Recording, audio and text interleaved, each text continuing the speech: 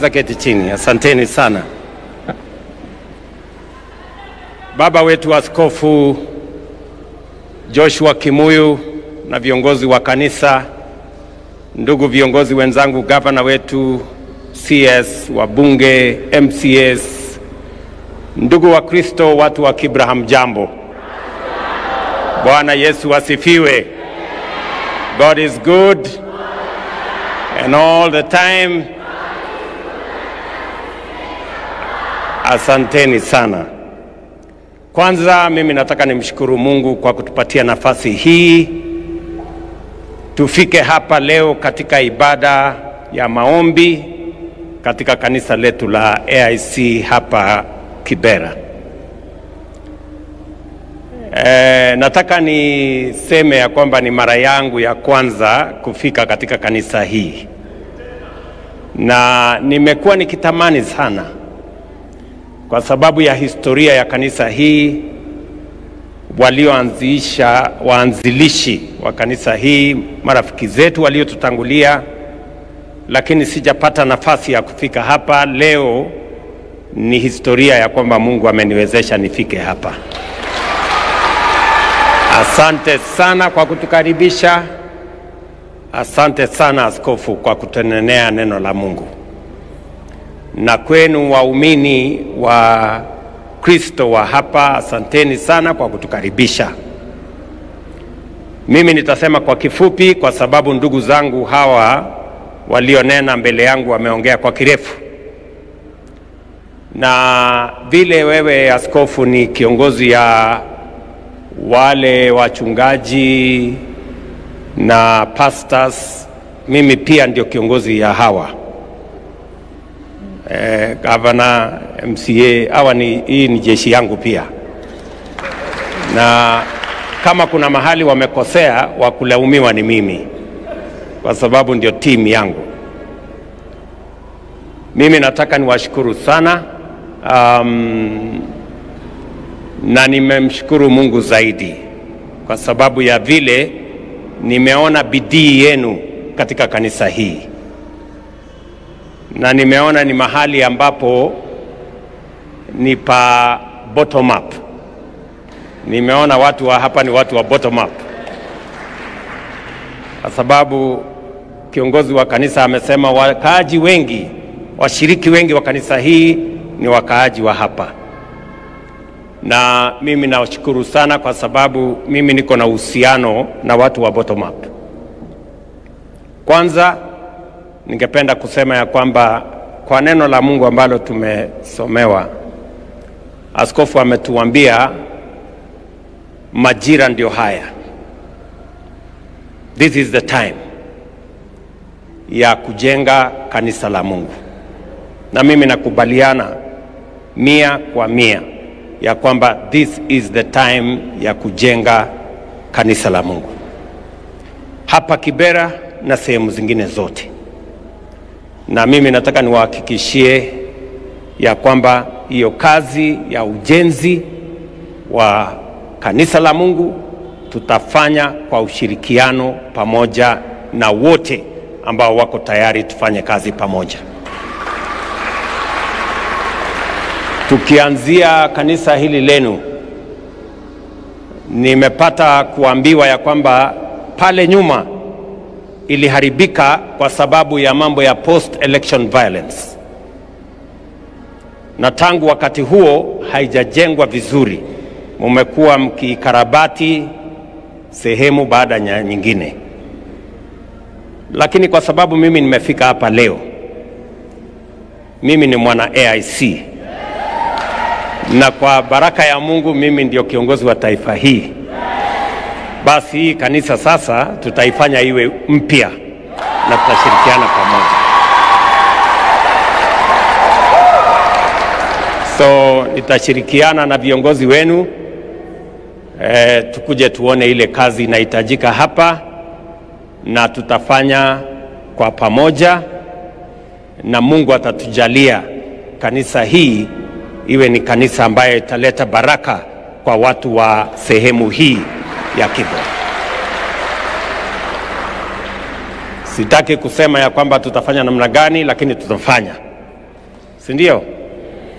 So mimi nataka niseme nimefurahi sana, and I will join the team that will help in the rebuilding of this church so that it can become a place of refuge and a place of hope for the people of Kibra. And since your member of parliament has said it and all the leaders have said it, I will join in making sure that we rebuild this church. Vile vile mumenieleza ya kwamba hii barabara ya Fort Jesus ambayo inakuja mpaka hapa na kuelekea pale mbele inawasumbua mara nyingi, haipitiki. Pia hiyo barabara serikali ya Kenya tutawajengea. Na nimeambia waziri na nimeambia Director General Wakura ya kwamba nitarudi hapa baada ya miezi mitatu. Mimi nataka hiyo barabara iwe imekamilika, na Mungu atatujalia iwe hivyo. Nakumbuka nilienda kanisa ingine Catholic Church kule Soweto, na ile barabara nilitumia ilikuwa imeharibika sana, na ilikuwa nafikiri Novemba ama Oktoba mwaka uliopita, na niliwaeleza wakirudi kutoka Christmas watakuta hiyo barabara imetengenezeka ama imetengenezwa, na ilikuwa hivyo. So hata hii yenu, I will make sure that it is rebuilt and the road is made in such a manner that it can serve the people of this area. Vile mumeambiwa, sio barabara hii yenu peke yake. City yetu ya Nairobi tuko na mpango na city yetu. Nimeketi chini na governor na viongozi na wabunge wa sehemu hii, na tumesema hii city ya Nairobi, kwa sababu ndio sura ya Kenya, lazima tuiweke katika hali ambayo itatuletea heshima kama taifa. Ndio sababu tunajenga madarasa zaidi, watoto wa Nairobi hasa wale wanaishi katika vitongoji zetu wapate nafasi ya kusoma. Vile vile tumeongeza maji, tumekamilisha program ya Northern Collector Tunnel. Wakati wa uchaguzi I committed myself that we are going to make sure that we complete that project to add more water to Nairobi. We have now completed it. There is now more water to Nairobi. We are building more schools, more classrooms in Nairobi. I've given another 2.1 billion shillings to improve barabara za mji wetu wa Nairobi, na vile vile tuko na mradi mkubwa wa kusafisha Nairobi River. Pale tuko na vijana zaidi ya 20,000, tutawaongeza wafike 50,000 so that we can make the city of Nairobi look like a city. Isiwe ni mahali pachafu, isiwe ni mahali pa sewage. So we are also working on Nairobi River to clean it up. Isiwe ni sewage, iwe ni mahali ambapo maisha itakuwa ya sawa sawa. Na vile vile niliwaeleza hii Nairobi City, 60% ya citizens wanaoishi katika Nairobi hii wanaishi katika slums, and it is not right. Na ndio sababu pia tumeweka mpango mkubwa wa affordable housing, social housing na zile manyumba zingine. Muliona juzi awamu yetu ya kwanza pale Mukuru, pia hapa Lang'ata na Kibra. Nilikuwa hapa juzi. In this area we are already developing 4,600 housing units. Awamu ya pili ambayo tayari nimeanzisha tuko na nyumba 15,000. Awamu ya tatu ambayo itaanza hivi karibuni, tulimaliza enumeration, actually tutamaliza by Monday enumeration ya wale wananchi ambao watatupatia mahali pa kujenga hizo manyumba. Tutakamilisha na tutaongeza nyumba zingine 10,000. Hii sehemu yenu hapa peke yake tutajenga nyumba 26,000 mpya, ambayo itapatia nafasi wananchi wa sehemu hii walioishi katika vitongoji ambazo hazifai waweze kuishi makao mazuri, na ni commitment yangu kwamba we are going to transform not just the city of Nairobi but our nation in Kenya. Nairobi kwa ujumla, we have already committed to build 60,000 housing units as phase 1, zikiwemo zenu hapa 26,000, and we will continue to work together. Mimi nataka tu niwahakikishie hii city yetu ya Nairobi, barabara nimewaambia vile tutajenga, mashule vile tunajenga madarasa mapya, maji vile tumeongeza mambo ya maji ambayo yanakuja katika Nairobi City, manyumba vile tunajenga na wananchi wa hapa wataishi katika makao yanayofaa, na vile vile matatizo ya stima ambayo saa zingine inatuletea mikasa ya moto, pia illegal connections. Mumesikia chairman wetu wa budget amesema tumeweka pesa ya kwanza milioni 500 ya kuhakikisha ya kwamba illegal connections tunaziondoa ambazo zinatuletea sisi mikasa, so that we have proper connections of power that do not result in unnecessary fires in the city of Nairobi. Kwa hivyo hiyo kazi tumeweka pesa sehemu hizo zote as part of lifting the city of Nairobi and making every citizen count in this city. Na katika program yetu ya kuinua Kenya hii na kuinua mji wetu, mimi nataka tu niwahakikishie hivi, mimi kama kiongozi wa taifa hii, kwa neema ya Mungu na kwa kura za wananchi wa taifa letu, mimi mission yangu ni mambo mawili ya muhimu. Jambo la kwanza ambalo ni la muhimu katika taifa letu la Kenya ni kuunganisha wananchi wote wa taifa letu la Kenya, kutoka jamii zote, kutoka mirengo zote, tuwaunganishe hata mbali na dini, ili tuwe na umoja, kwa sababu umoja ni nguvu.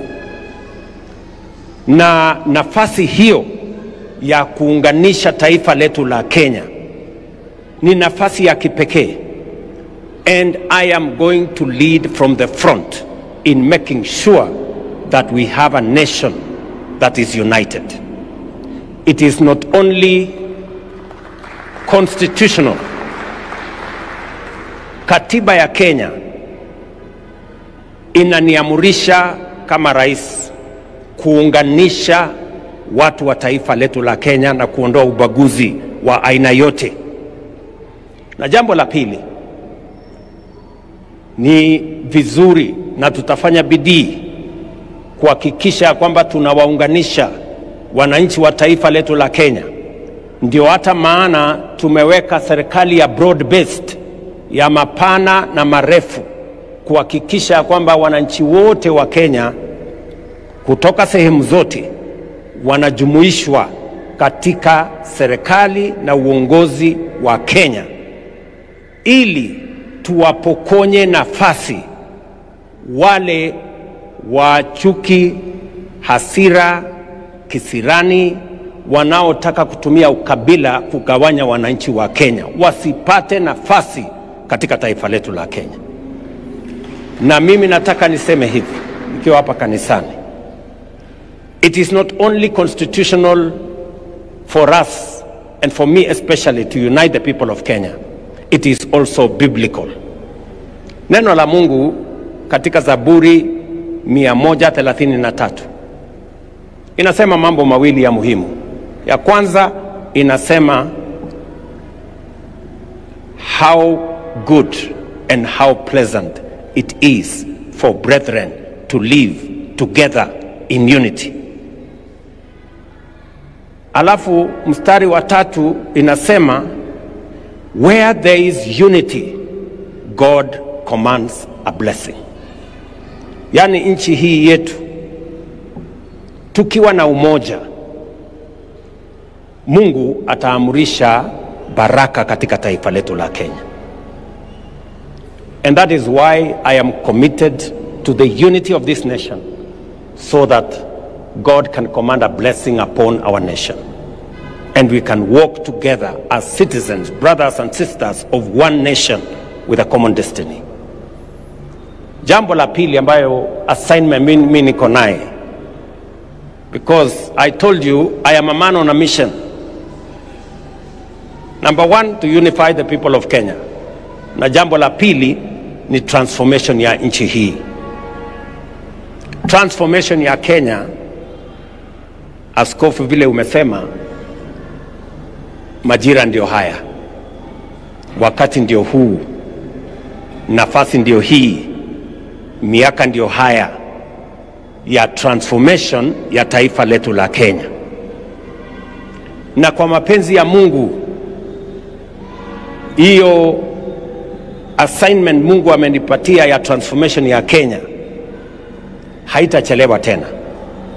Transformation ya kilimo ituzalishie chakula, ituondolee njaa na itupatie mapato na kutuongezea exports. Transformation ya elimu, walimu wapatikane kwa wingi, mtoto wa Kenya hata mmoja asibaki nyuma. Tuhakikishe watoto wetu wanapata elimu, kwa sababu elimu inatupa usawa. Transformation ya mambo ya afya. Leo tuko na mpango ya SHA ambayo inafikia kila mmoja, kila Mkenya. Sasa inawezekana mtu wa Kibra hapa, mama ambaye hangekuwa na uwezo, kijana mzee ambaye hangekuwa na nafasi ya kuwa na bima ya afya, kwa SHA inawezekana kwa kila Mkenya. Na tumesema katika hiyo SHA wewe utalipa kulingana na uwezo wako, na yule ambaye huna uwezo tutakulipia kama serikali ya Kenya. Lakini kila mmoja wetu ataenda hospitalini, atatibiwa na ataenda nyumbani bila ya kuhangaishwa na bills ya hospitali. That is the commitment we are making, the transformation of our nation. Na vile vile masoko tujenge, nyumba tujenge, county aggregation industrial parks tujenge, special economic zones tujenge, ili tuweze kuzalisha ajira, tuweze kuwa na exports, tuzalishe utajiri, ndio tuondoe umaskini katika taifa letu la Kenya. That is my mission, and that is what I am asking all of us. Tushirikiane. Transformation is not easy, but it is necessary, it is desirable, it is what we must achieve. Na mimi nashukuru viongozi wote waliokubali ya kwamba tushirikiane na tufanye kazi kwa pamoja, ndio tuweze kubadilisha nchi yetu iwe ni mahali ambapo sote tunajivunia kama wananchi wa taifa hii. Kwa muda mrefu wachache wamejivunia, wengi wamevumilia. It is time for all of us to know that lifting those who are down so that we can pursue equity is not injustice to those who have. Let us work together. Tushirikiane pamoja katika kazi hiyo. Na kwa hivyo mimi nimefurahi sana kufika hapa. Asanteni sana kwa kutuombea sisi tulio na nafasi ya kuongoza ama nafasi ya uongozi, kutoka MCS wetu, wabunge, sote ndio tuwe na umoja, Kenya hii iweze kwenda mbele. Hapa mlipata msiba juzi, jana kwa mkia jana, na nasema poleni sana kwa wenzenu wa kijiji hii mliowapoteza. Tutapitia huko tuseme pole zetu na kuwahakikishia ya kwamba msaada wa serikali utakuwa kamili.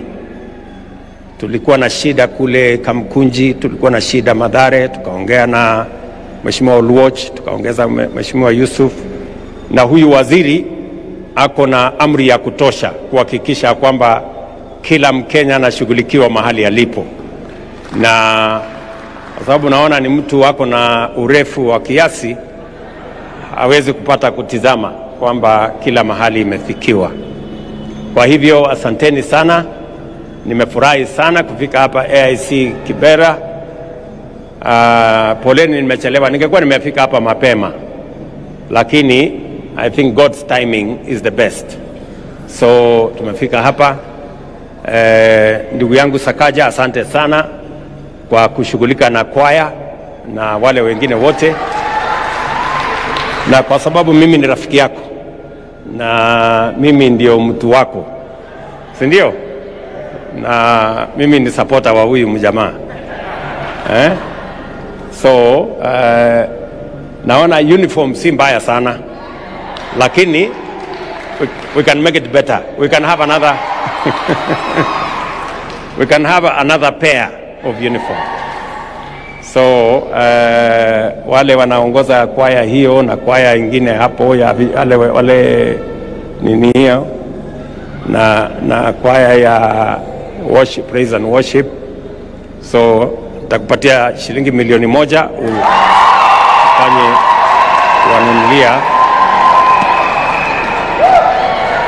wanunulia uniform, another pair of uniform for these good people, so that you can continue to shine. Si ndio? Ndio muendelee kumsifu Mungu kwa nyimbo na kuwaleta walio mbali karibu. So otherwise mimi nasema asante sana, nimefurahi kufika hapa. Mambo yale mengine yote tutasidi na kushirikiana na viongozi wetu wa hapa Nairobi, na taifa letu la Kenya is a blessed nation. I just want to tell you, this is a great nation. It is a blessed nation, and I am confident this country is going places. Na kwa ushirikiano, kwa pamoja, kwa kufanya kazi, kwa kuelewana, na sote tutafaulu tukiwa pamoja. Asanteni sana kwa yale mnayofanya, asanteni kwa kuombea taifa letu la Kenya, na musijali na wale ambao wanaongea maneno mengi. Makelele yale yanaendelea hayajaanza sasa. Hata kule wakati Nehemia alikuwa anajenga Jericho, kulikuwa na watu wa makelele kama hawa. Walikuwa wanasema hii ukuta mnajenga hii haiwezi kufanyika, hata mbweha akirukia tu itaanguka. Ndio mmekuwa mkisikia wakiongea. So don't worry about those people. Let us not waste time focusing on people who have no plan, who have no agenda, and who have no vision. Let us focus, and I want to ask the people of Kenya, the leaders of Kenya, let us focus on the transformation of Kenya. It is happening. Our agriculture is being transformed. Our economy is undergoing transformation. Our education is undergoing transformation. Our health is undergoing transformation. Let us focus on that transformation, because that is what will determine a destiny that befits all of us. Let us ignore the naysayers. Let us ignore those who have nothing to offer to us except insults, name calling, and ethnicity. Let us focus on the future of the nation. And I am confident about the future of Kenya. Kenya is a great nation. Nobody should tell you anything less. Kwa hivyo asanteni sana, mubarikiwe sana, na nitarudi hapa tena. God bless you.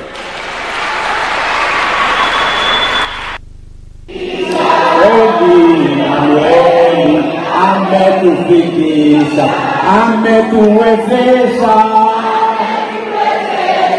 ametuwezesha,